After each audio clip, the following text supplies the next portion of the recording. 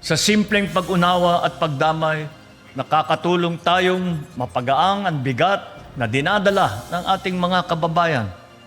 Ipinapaalala nila sa atin ang pag-uunlad ng bansa ay nakasalalay sa kung paano tayo nagsusumikap na humarap sa mga pagsubok at bumangon mula rito.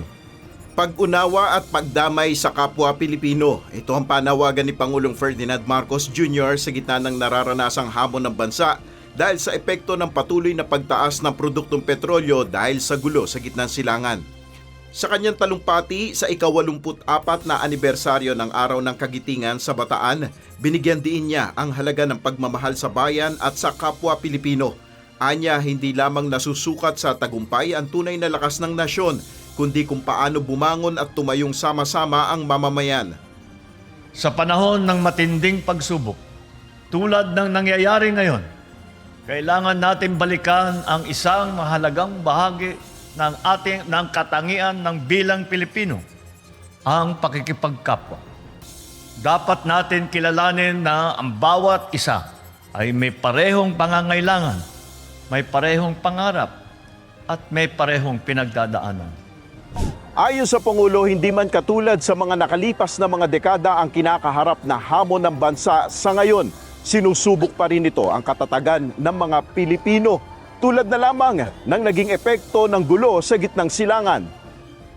Today's challenges may not mirror those of yesterday, but they test us in much the same way.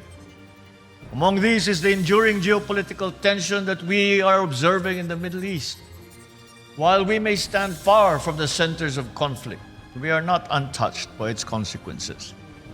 Fuel prices weigh heavily on Filipino families, those who already have the least having been subjected the most to this scourge.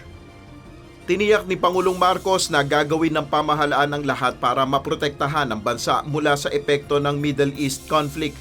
Sa Araw ng Kagitingan, muling kinilala ng Pangulo ang kabayanihan ng war veterans. Ayon sa Pangulo, patuloy na susuportahan ng pamahalaan ang pangangalaga sa kanilang kapakanan. And in honoring our heroes who made all of these possible, we must ensure that they receive the care and support that they deserve. This is why we continue to work closely with the Philippine Veterans Affairs Office to establish veterans hospitals in the Visayas and in Mindanao, making healthcare more accessible to those who have long served our nation.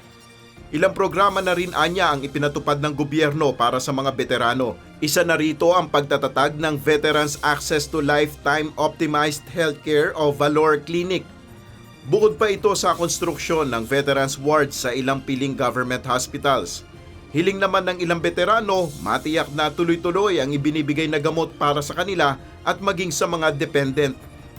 Ang pinaka-importante po, yung gamot ng mga veterano sa Veterans Memorial Hospital. Kasi halos karamihan dyan, ang pumupunta yung principal na veterano kasama ang kanilang mga surviving spouse at saka direct dependent. Samantala, matibay na paninindigan para protektahan ang soberanya ng bansa ang nilalaman ng mensahe ni Vice President Sara Duterte ngayong araw. Ayon sa pangalawang Pangulo, ang Araw ng Kagitingan ay nagpapaalala sa atin na ang ating kalayaan ay nabili. Kagaya ng ating mga bayani sa Bataan, huwag tayong sumuko. Harapin natin ang mga hamon ng ating panahon, taglay ang parehong diwa ng katatagan. Paninindigan ang isang matatag, ligtas at tunay na malayang Pilipinas. Nel Maribuhok, UNTV News and Rescue, Diyos ang aming sandigan, serbisyo publiko ang aming pinahalagahan.